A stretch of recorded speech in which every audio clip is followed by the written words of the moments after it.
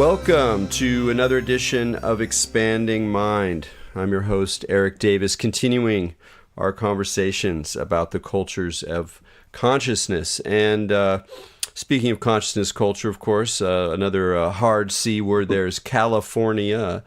And as a Californian and a longtime student and a devotee of the state, I've had many wonderful encounters, almost always at some distance, with the various characters, artists, magicians, mystics, entrepreneurial whack jobs that have made up the very colorful character of this state. But a few have made as great a mark on me as the long deceased now artist Wallace Berman. And I remember very directly when I first discovered Berman's work and who told me. It was the great Mike McGonigal, who we had on the show many, many years ago, back in the terrible audio days. So only dig into the archive if you're ready for some crackles and low bandwidth effects. But Mike has always been a hipper guy than me, and one where I've just embraced it. I'm glad he's there. I don't feel competitive with him. He's always turned me on to amazing stuff. He did zines back in the day and put out records, and he was part of the publisher that put out my last book, Nomad Codes. He did Yeti Publishing, and of course the great zine Chemical Imbalance back in the day. Anyway, he told me about two of these characters, Bruce Conner and Wallace Berman. And Wallace Berman, probably a lot of you haven't heard of, and maybe you've just heard his name. If you're in front of a computer, you might as well just go onto Google Images and check out some of the work. In my mind, there's sort of three main clusters worth thinking about. One are these Verifax collages he did with this early kind of Xerox machine that combined a sort of McLuhan-esque sense of the media explosion of the 1960s with just a series of images that somehow managed to speak to the spirit and to culture and to comedy and to the human reality. They're both intimate and very much of that kind of early remix culture, we might call it now, that came out of the assemblage movement and the love of collage and juxtaposition that so much characterizes at least a lot of my favorite elements of California kind of post-war beatnik hippie art. Along those lines, Berman also put out the remarkable collection or series of publications essentially called Semina, which are basically early mail art experiments, using, again, sort of a collage aesthetic of quotations and elements and photographs and things that would be put together into different ways and distributed almost entirely for free to a small network of friends. It was occasionally sold and, of course, extraordinarily valuable today. And there are some books that collect the Semina images, and you just by looking at it, you get a sense not only of how these various undergrounds of European avant-garde and beatnik experience and drugs and mysteries sort of like percolated through the underground, but also, and this is much more central, I think, to Berman's work, and in a way makes him always invisible or hard to get a hold of, is that it's also about building social networks. It's also about creating relationships between people.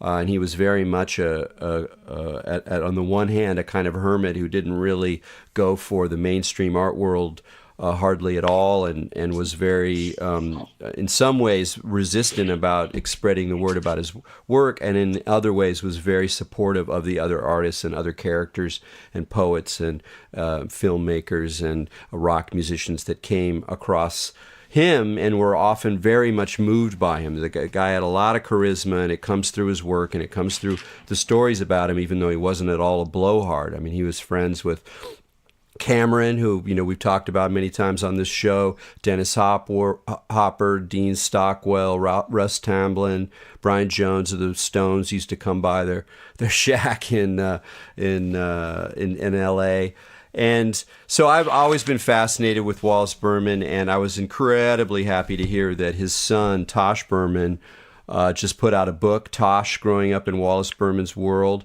And I had met Tosh, not really personally, but I was aware of him through a mailing list that we were both on back in the day, a kind of secret underground arts and literary mailing list, most of whose posters were not exactly to my taste. But I remember Tosh's posts vividly because he has a very... though he's worked a lot with the avant-garde, he's done avant-garde film screenings. He ran a publishing group, Tam Tam, that put out a lot of French avant-garde writing, and he's very hip. And at the same time, there's this charming.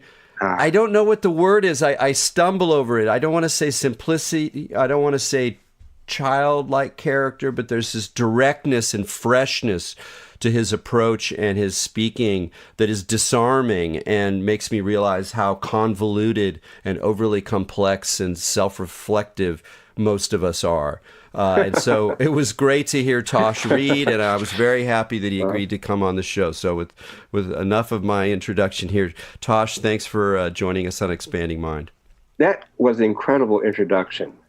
Well, thank you. That was amazing. That was amazing. I mean, do you actually need to be on the show? I mean, you pretty much got it all, I think. Yeah, people have accused me of that before. I'm like, God, not accusing you. You're very skilled at this. It's really, really, really good. But I could add the little details or the little nuances. I could do that for your show. I'm sure you're going to do. You're going to comport yourself more than ably. I really did. I just enjoyed reading whatever else I learned. Like my kind of scholar, data hound nature wanted to read the book to find out the details on Cameron and George Herms and what was it like in Topanga and all and I learned a lot, and that was great.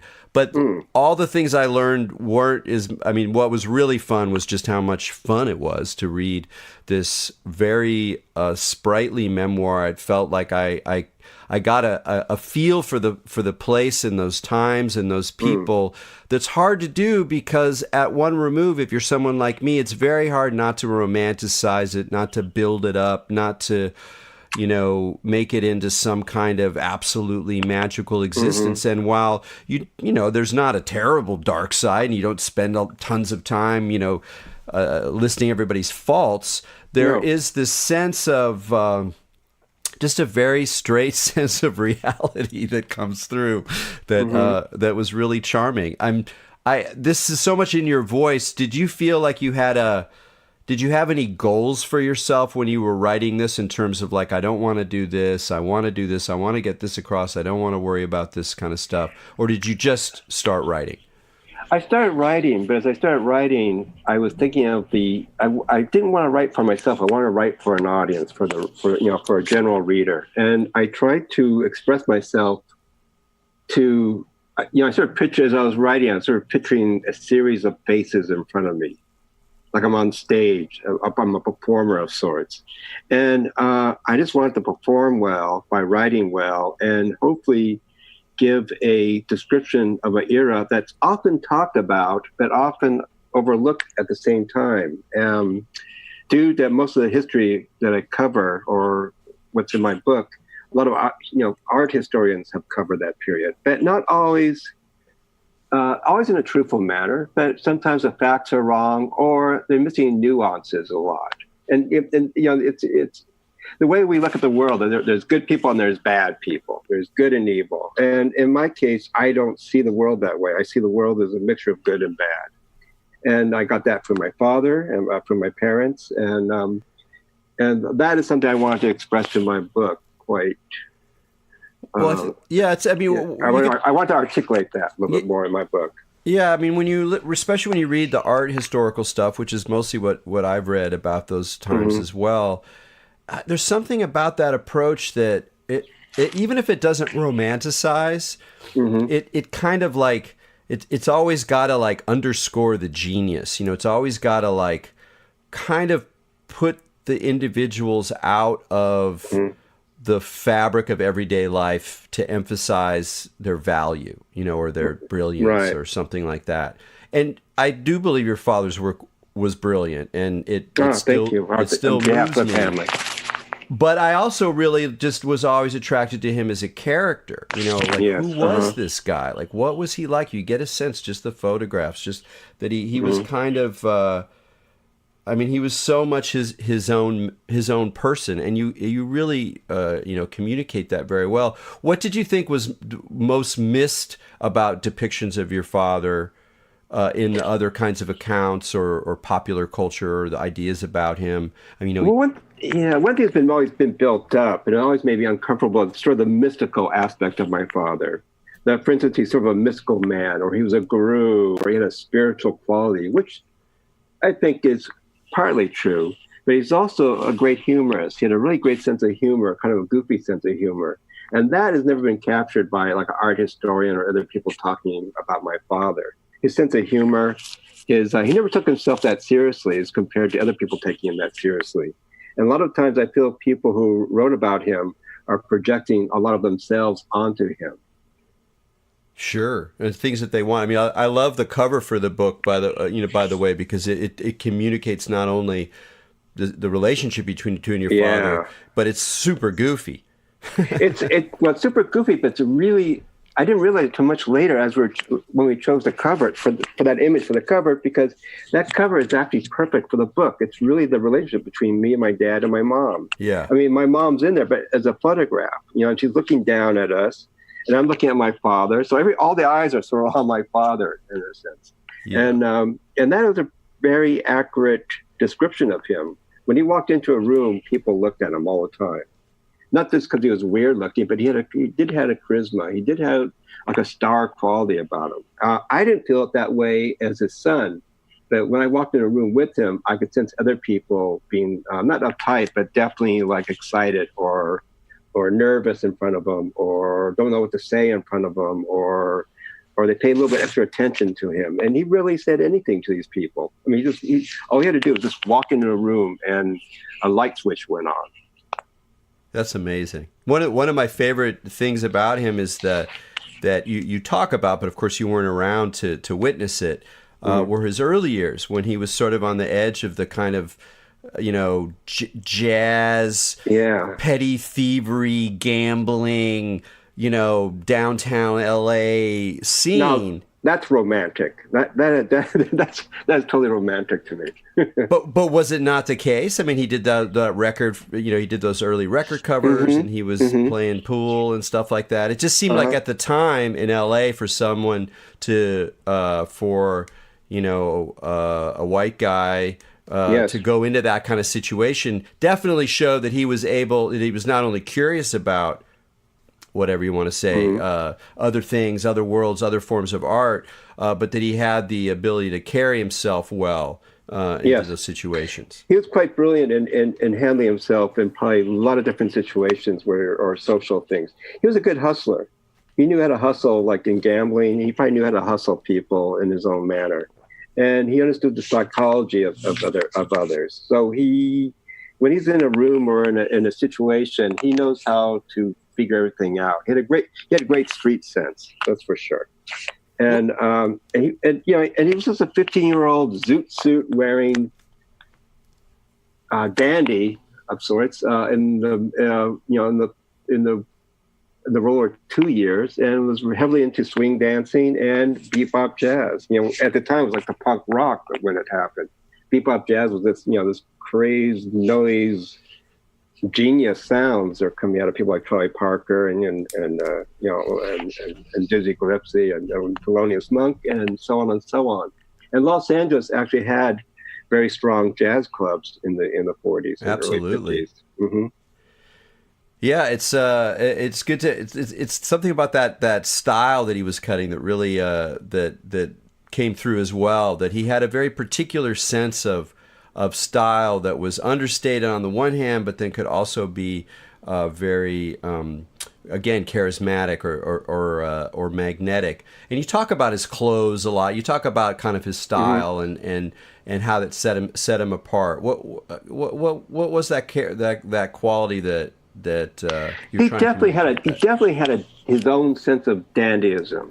He's definitely he wasn't egotistical, but he definitely in his own mind dressed well, or he wanted to dress a certain appearance in front of the public or in front of people. And he took great care in his clothes. In fact, my mother in the late 60s and 70s made all his clothing pretty much. Very rarely did he go to a store and buy like a shirt. It usually was made by my mother.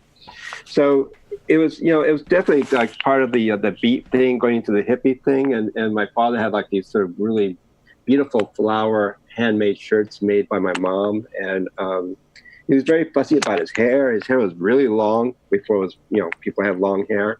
And he definitely had a sort of a Charles Baudelaire sense of clothing and the way he looked at culture, including like the drug world, which he didn't never romanticize. In fact, he hated heroin and a lot of the hard drugs. But he did understand the importance or the presence of narcotics in the art world as well as in the street life. You definitely know it was there, and he accepted that. You mentioned Baudelaire, and of course you know a great deal about the historical avant-garde, and especially in France.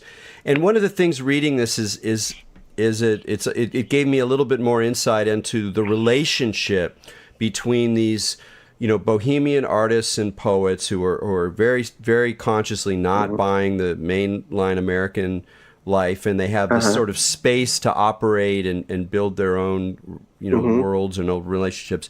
How the European avant-garde function for them? How important or central was the example of the Dadaists or the Surrealists or going back to someone like Baudelaire or Dandyism? How in a way present was that tradition for these West Coast, in other ways, very cut off from European culture kind of folks? Well, okay. Generally speaking, I don't know if you ever looked, but if you ever seen photographs of Paris nightlife of young people during, say, like the late '40s, very early '50s, the early Situationists, the Friends and the World of Boris Vian, and Juliet Greco and Jean-Paul Sartre. When you see pictures of them, some of these kids look like beatniks or beats.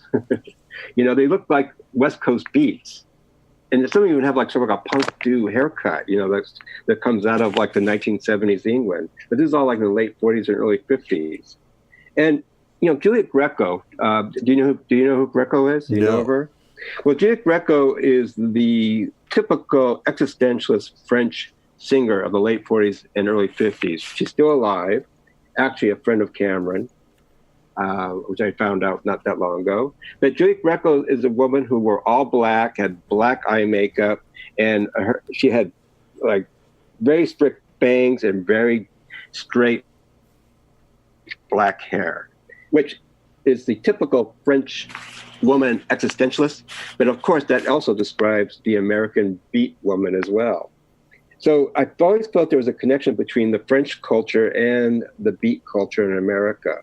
And of course, the Beats admired the Surrealists and the Dadaists, and people like Charles Baudelaire, and later Celine.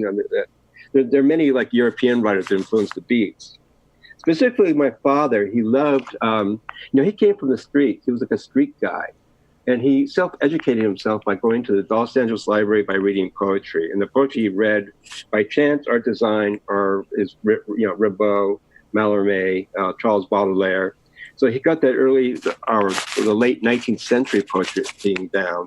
But he also was aware of their lives. And then Rimbaud is obviously a fascinating character. And, if anybody's a prototype beat character, that would be Arthur Rimbaud. But anyway, I believe there's always a bridge or some type of connection between cultures. And I think the Beats had a strong sensibility of the French existentialists or the Boris Vian era of the French culture at the time. And French culture or the French existentialists love American bebop jazz music. They loved American culture. So there is that bridge between those two cultures. I mean, one of the things I liked about Semina and also about, collage in general, which again is such an important part of this sort of era, and many artists and also poets were kind of bringing in selections of other things and kind of juxtaposing bits and pieces is that it also lets you feel the influences around people more directly, and you find this in Semina with the quotations from Artaud and all sorts of characters, and the images in the Verifax collages as well, where you get the sense of your father, picking and choosing little resonant chunks of the reality around him and making his work out of that, rather than saying, I am going to create something entirely new. That sort of classic mode is not part of the scene, really. Not part of his scene. Yeah. I think he saw himself as one of the many people carrying the seed. Semina is in Latin means seed, or it could also mean like semen or sperm. So it's a way of spreading the seed or the sperm that new humans, of course, come up, but also new ideas. So my father didn't see himself as the person, the artist, but artist among other artists. And that's the way I believe he saw himself as an artist. Yeah, I mean, it's interesting. You make the point many times that he really just didn't talk about his art at all. He didn't talk about what it was going to mean or what. Never. Not to me privately, not to anyone publicly. Never did interviews. Never talked about anybody about him as an artist. He believed that his art itself spoke for itself. He's truly art for art's sake person. He truly believed that his work speaks for himself, and therefore there's no need for him to verbalize about his art, which I actually agree with. I mean, if you do art, like a visual thing, why do you have to use to verbalize something that you do visually? Why do you have to verbally describe it? Boy, are you swimming against the current these days, man. I mean, it's like you come out, if you're like artists, they go through art school and they come out and they already sound like art critics. They have all the jargon to explain what they're doing, and I think that is totally wrong. A wrong way of doing art. I think it's wrong. Here's a question, like a tension, if you will, in your father's career that you talk about in the book. On the one hand, you say, of course, he's a good hustler. He's a great people person. He was really supportive of people around him. He went to gallery shows. He knew everybody. Yep. And at the same time, there was kind of a resistance. It's partly because of the bust, which we can talk about. But there was also it's like he didn't want to play the game. I mean, he could have played the game so much more than he did. Yeah, but he didn't. He didn't do it. He didn't want to do it. He didn't want that lifestyle. He did not want to join a gallery, not because he disliked galleries. He loved galleries, or he disliked gallerists. He loved gallerists. He loved the people in the art world of the time. And up to his death, he loved going to galleries and museums. He loved all those people. But he did not want to be signed to a gallery. He didn't want to feel like he had to do a show every 2 years or every year. He absolutely did not want to have anybody to have control over him or his artwork. None at all. And he was very he was militantly so in that position. So it wasn't a personality thing like, I don't like you or I don't like the system. It's more like, I don't want anyone to have any control of my work or me. I mean, another aspect of that just was remarkable is that when he did sell work, first he would tend to know the people he was selling it to. Yes. But if it was working with a gallerist, he'd go in there and he'd be like, I want $500 for this. And he didn't care how much the gallerist got for it down the road. It was like, it's $500 to you. Yeah. I'm done with it. It's not like this investment, thing that's so pervasive now. My dad lived by moment, day by day. He never thought about the future. How does that seem to you when you reflect on your own life and either growing up under that influence or picking up that idea or living with it? I follow that pattern to this day. It's because I have no choice. I cannot plan my life out in any fashion or any way. It's basically day by day, moment by moment with me. I got married so quickly. I mean, I got married in my 30s, but it wasn't like I went on a long engagement, a long dating process. We got married within 3 months after I first met her. So, I'm willing to take these type of decisions and do it quickly and follow that first instinct. And I believe, I can't say I was raised because my father did not sit me down and taught me this, but just by living with him and my parents, my mom Shirley as well as Wallace, I thinking about the future was not in the cards at all. It was just not a thing we talked about. It was not anything planned out. And my father, he made a piece. He needed some money for something, something he wanted, or he had to pay rent, or not rent, but food. I don't know what, but $500 is going to take care of that, what he needed at that moment, and he just wanted $500. Now, if the art dealer took that piece, which he purchased for $500, and sold it for $1,000 or $10,000, he couldn't care less. He didn't care about that whatsoever. He just did not care. He never felt like he was being ripped off, or he asked for a certain price, he got the price, and he was happy with it. That's remarkable. You mentioned your mother a couple of times, and one of the things I really appreciated about the book is how not in a condemnatory way, but you frequently in the book refer to the sexism of the beat scene or the hippie scene, and even how it manifested in your parents, and your mom never drove, and she didn't seem like your dad wanted her to drive, and she's making the she did a lot of work. She was the one who had a kind of straight job. Yes. How do you think about that? Well, I mean, that legacy now, do you feel it's important to really emphasize that aspect of, again, a story that can be romanticized, that there was really... Yes and no. That, what I'm telling you, as far as I know, is a fact. We live in a sexist world, and we live in a racist world, all of us. So I don't believe I cannot be affected by sexism or racism. It's part of my DNA as an American, as a person of the 20th century, of a baby boomer. That's something I cannot avoid. And of course, sexism existed in the beat era as well in the arts. And is it wrong? Yes, but it was an accepted sense of wrong at the time. It wasn't really talked about at the time. It wasn't debated till much later, like in the mid-late 60s. Of course, there's all these individuals who talked about feminism or the difference between the genders, but it wasn't really that obvious everyday existence that took place in the beat world or in the hippie world or in probably a lot of people's lives. So looking back now, we could think, oh my God, these people are terrible, or oh, that's horrible, or I can't believe I saw this book that was published in 1962 and it's all male poets and all white poets. Well, it was the existence of the time. It's not really the existence now, but at that period of time, that was the fact. That was the existence. So when I do comment about it, I'm not commenting to condemning my father or my mother or actually anyone. I'm just talking about what it was like in that era, and that's the truth. It was a sexist culture. We lived in it, and we operated under it in our ways. How did your mother feel about your book? She just read it after it was published, so I was very, very nervous. She actually loved it. I was a little bit sensitive or scared that she may not like how I approach her role in the narrative, because I feel like pretty much she wasn't a victim, but she was definitely a person affected how a woman is treated by men culture, and men culture to me, looking back, is pretty horrifying.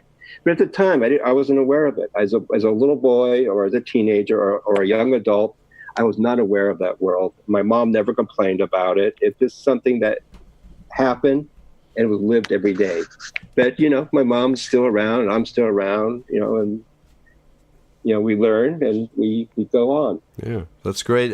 Earlier you mentioned that one of the elements of the image that you wanted to push back against about your father was the sort of mystical side. He made another series. Some of the images in the Verifax are kind of whatever, esoteric or Jungian, and then he has this series of many pieces that involve the Hebrew alphabet just as letters. They're not really words. The Kabbalah, but it has a sense. Oh, it's got this Kabbalistic side, and then of course he's friends with Cameron.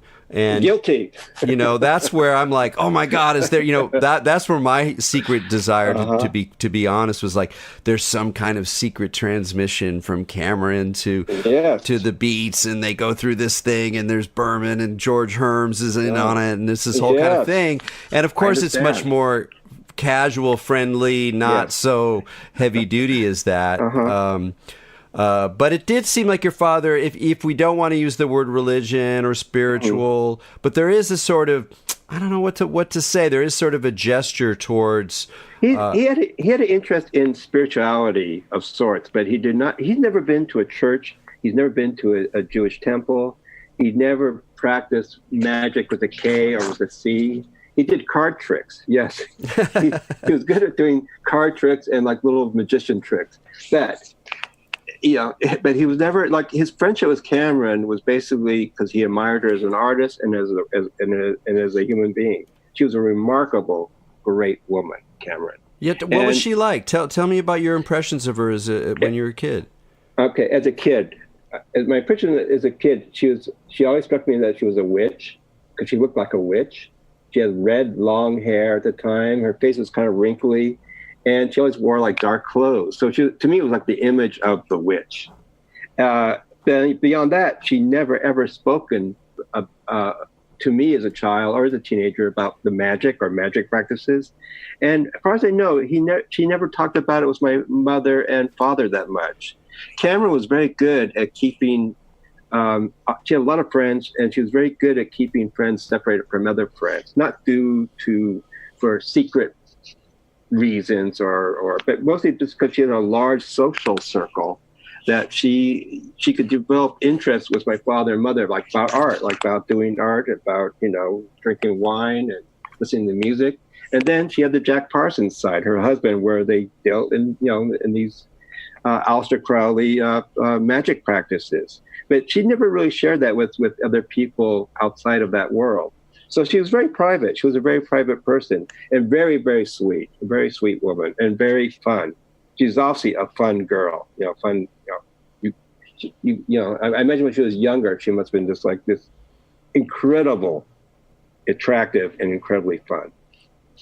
Yeah, I can totally imagine that. I mean, there's so many great characters in the book. I mean, one of the fun thing is a lot of the it's told not so much like a straight history, but sort of a little bit more like a jewel with different facets that are glittering. Yeah. And a lot of those are these different individuals. Some of them not so well known, some of them well known. Mm-hmm. It doesn't really matter. That's not the point about how well known they are. But there are some really amazing characters who came through your life. I didn't know at all about the kind of Rolling Stones connection and how good friends Wallace got with Brian Jones and elsewhere.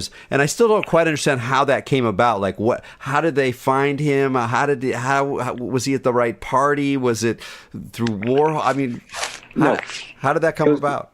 It was through an amazing woman who I cannot give enough credit to, is Toni Basil. Toni Basil is probably famous for most Americans or most people for having a hit song in the 80s called Mickey. Do you know the song Mickey? No, I'm one of the weirdos who actually knows that she's in a Bruce Conner film, and I don't know that song. Isn't that fantastic? That is such a fantastic thing.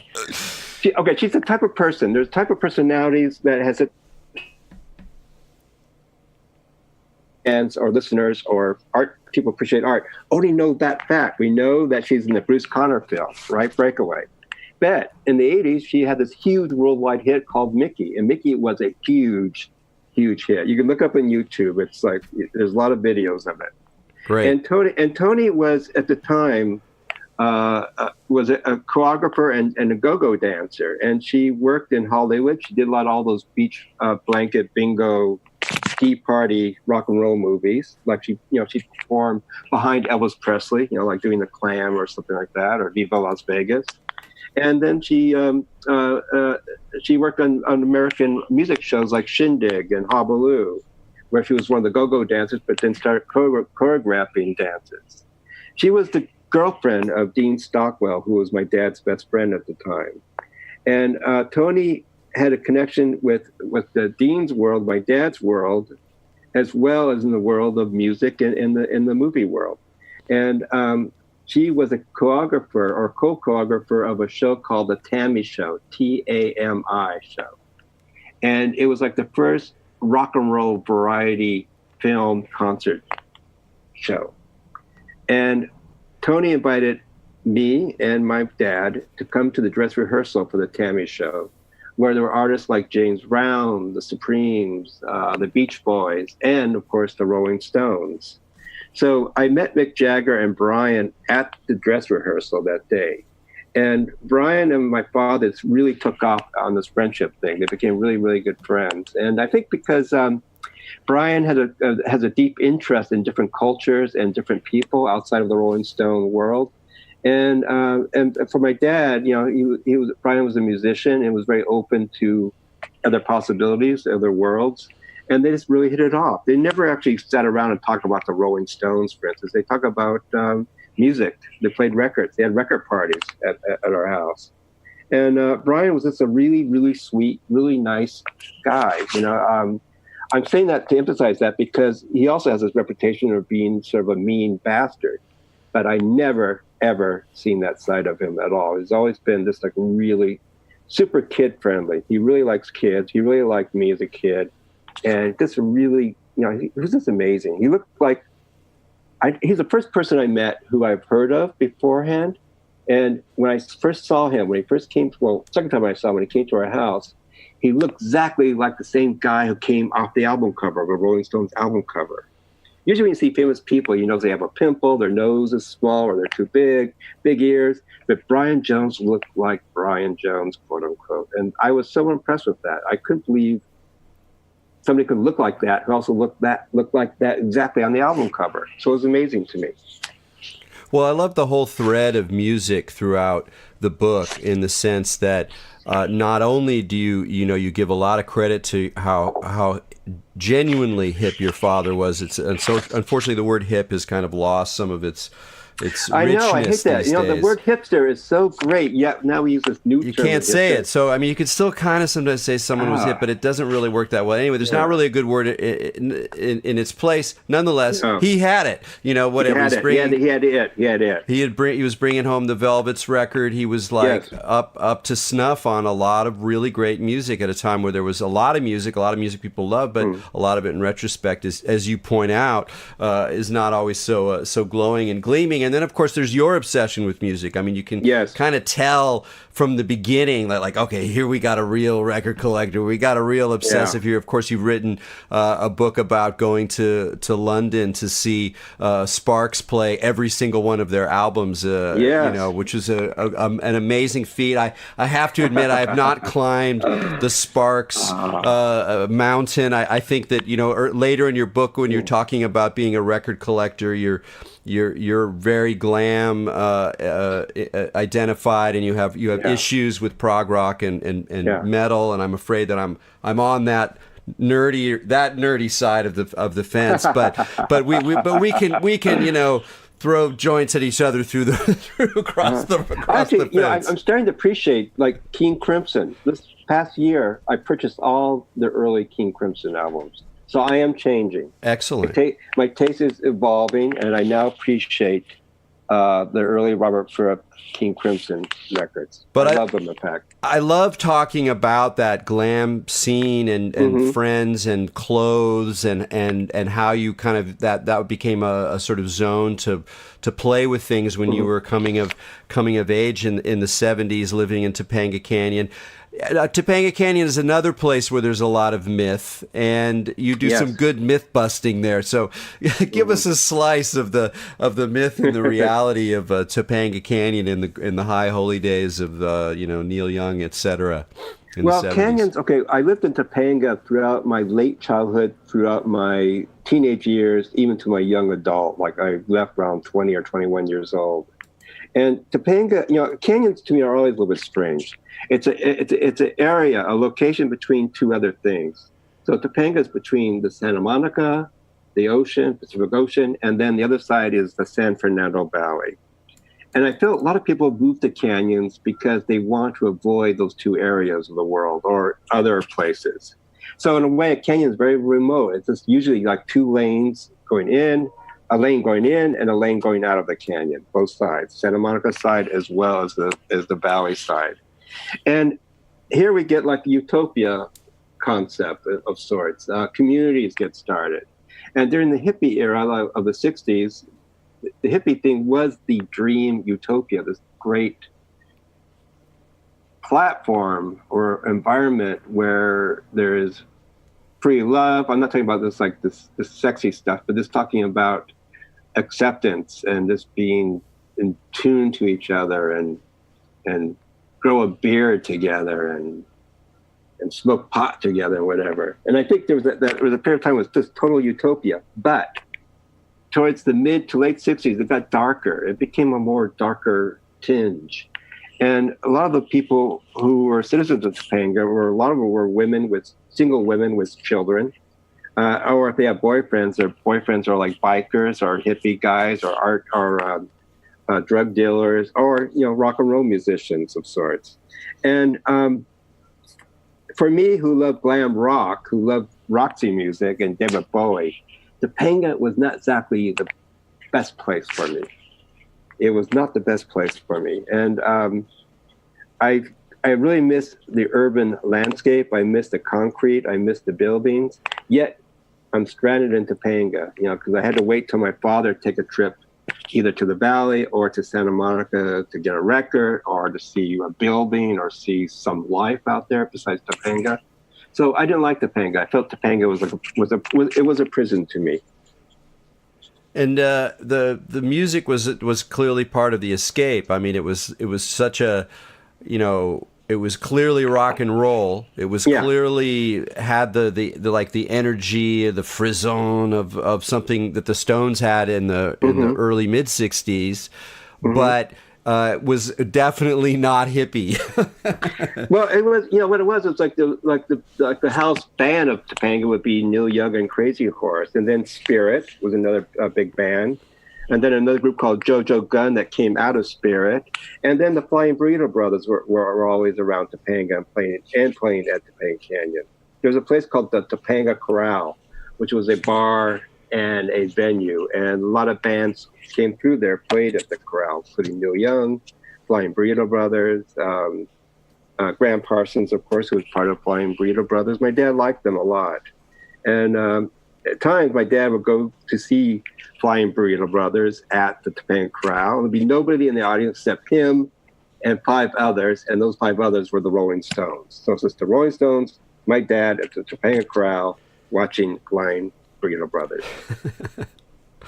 That's hard enough for me not to get romantic about.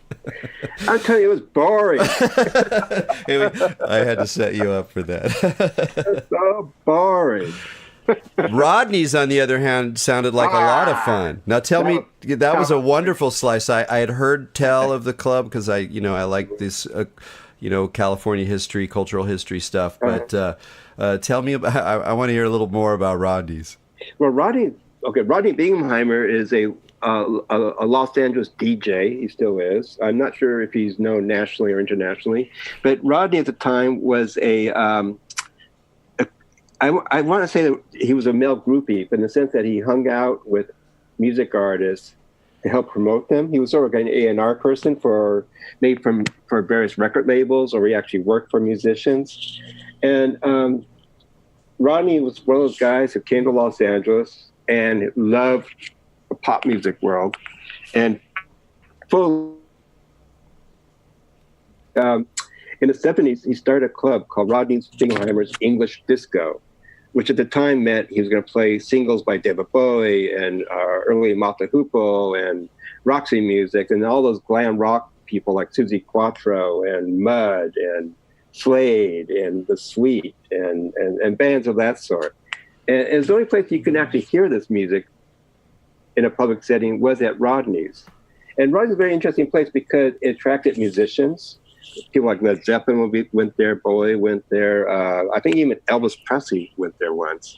But it also has sort of a dark sexual side where it's very, very young girls went there. And they were the classic groupies. It was the era of the groupie era of the 60s and 70s.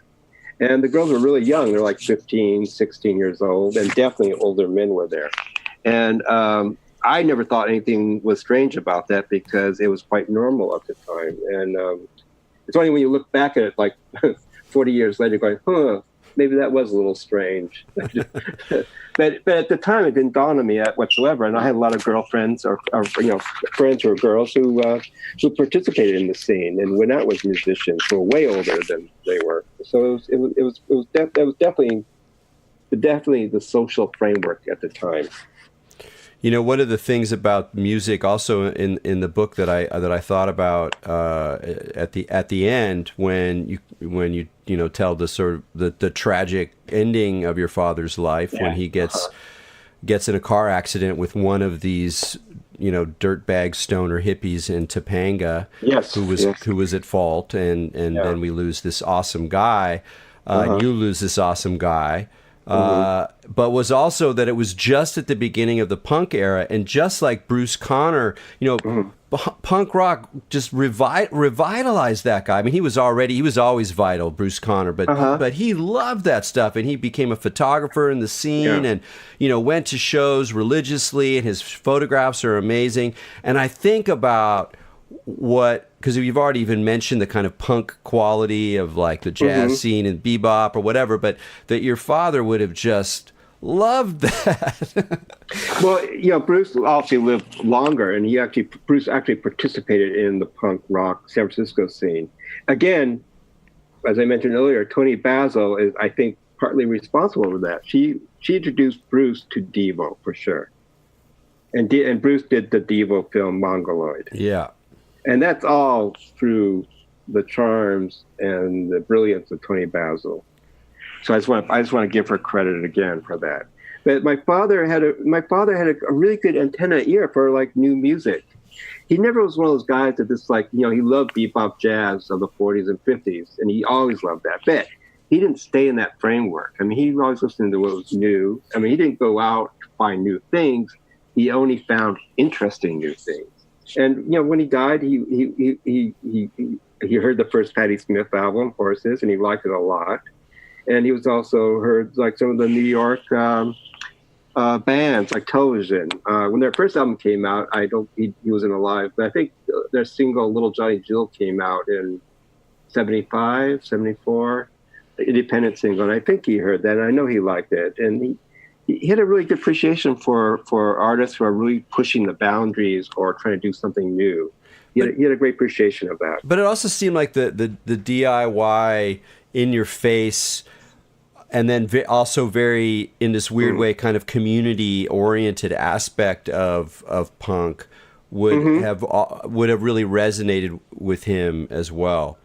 Well, I think so. And you come to think of it, Semina was like one of the first zines, not the first zine, but one of the first art zines. But what made it unusual is that my dad did not sell Semina. He gave it away to people he liked or to friends. You couldn't buy Semina at the time. If you had Semina, the only way you could have Semina is because you knew my father or my father had some type of admiration for that person. That's the only reason why they would have Semina in their hands. So in that sense, that's like a DIY thing. That's sort of like, I'm bypassing the distribution, I'm bypassing the economy of it all. I'm just giving art just for art's sake to that particular person, and that is a very sort of a punk rock thing to do, I think. Absolutely. I mean, that sort of speaks to, in a way, you can also see that the sort of drive to rebel and turn away from the mainstream and create your own counter world has maybe more ferocity and tension in the punk era, because it was clear that it was going to be increasingly hard to do that. Right. And that brings me to my last kind of big question. When fast forward 30 years from that period, and we're like, it's really hard to imagine living that kind of life. And so the question I have for you is, without romanticizing it, you look back at Wallace and many of his friends, and it took, whatever you want to say, it took a lot of courage to just follow your own muse, to not play the game, to live on very little money, and not plan ahead, not think of the future. And again, without romanticizing it like he was some kind of, spiritually realized being, it took a lot to do that. But the space the social space, the geographical space, the economic space, even that kind of allowed that to exist in places in California, in North Beach, in Topanga, in Beverly Glen, and a lot of other places in Venice, etc. Like, and that's gone, right? So, yeah, the internet sort of took over. I think the internet is that space now. But can you? But do those value? Like when I look back at your father, I admire. In addition to the work, I admire what seem like values that motivated him. And he might not have even thought of them as values, but I see them as values, as sort of rules to live by or ways to live life in a way that I find incredibly admirable. And sometimes I go, it's actually really hard to imagine living by those values in our contemporary environment with the economy's totally changed and you can't make money and whatever, and the internet sort of changed the whole logic of subculture and everything's kind of and I don't know whether that's me being, I've been accused of being a little grumpy and old when I talk about the loss of subcultural possibility on this podcast. Well, but I'm curious how you feel about it. There's definitely a loss. I mean, there's been changes.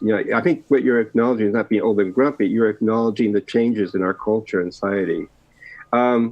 If my dad was alive, and he died, so I don't know what he would be doing now. He might start a band for all I know. He might be like Vic Damone, making singing standards. I don't know what he would be doing now. But I know that my dad appreciated the mediums. He loved the medium of the photo collage, Fairfax. He loved the medium of sculpture.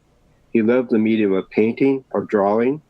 He loved the medium of music. And now when I'm emphasizing the word medium, he really appreciates that foundation or that structure, that whatever that medium is. So he knew the difference between making 8mm movies and making 16mm movies, or 35mm movies.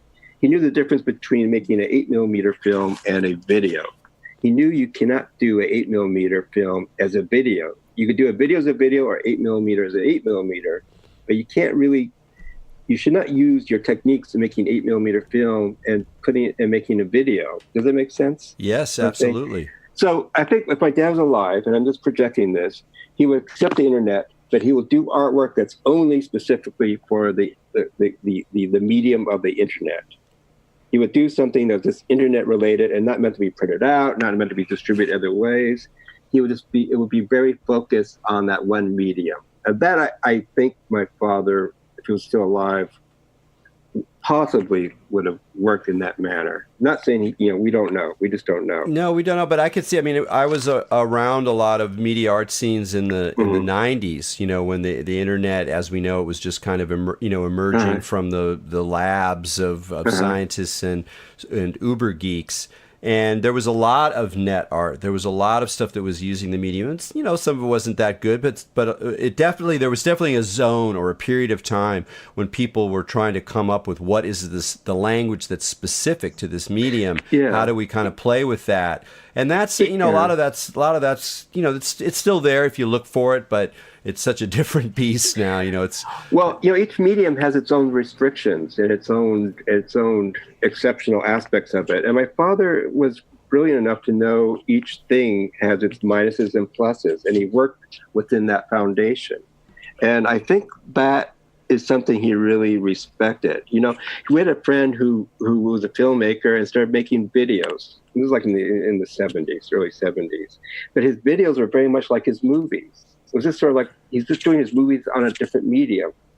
And my father criticized his work because he thought if you're working on a video, do a video, don't do a movie. And to me, that makes a lot of sense. I think that's a good criticism. Like if you're going to, if I'm going to write a blog, I'm going to write a blog. I do write a blog, but a book is totally different from a blog. It's a different medium, a different texture, different nuance. So he realized, or he taught me the difference between a record, a cassette, a 8-track, a book, and it goes on in later life. I know the difference between a blog and a book and a projected 3 to 5 millimeter film compared to a digital projection of a film. It's basically, I think it's very important for artists to respect the medium that they work in and other mediums that they are separate, but it could be equal, but they're separate. Do you have any, I assume you must have some pieces by your father in your house. I'm kind of curious. I don't. Oh, you don't? So are there any particular pieces or works that speak to you either because of their associations or because of the work itself? As I speak to you, right in front of me is the cover of Bebop Jazz that my dad did for Dial Records in 1947. It's the first record that Charlie Parker has appeared on. I have it because I purchased it through eBay or someplace like that.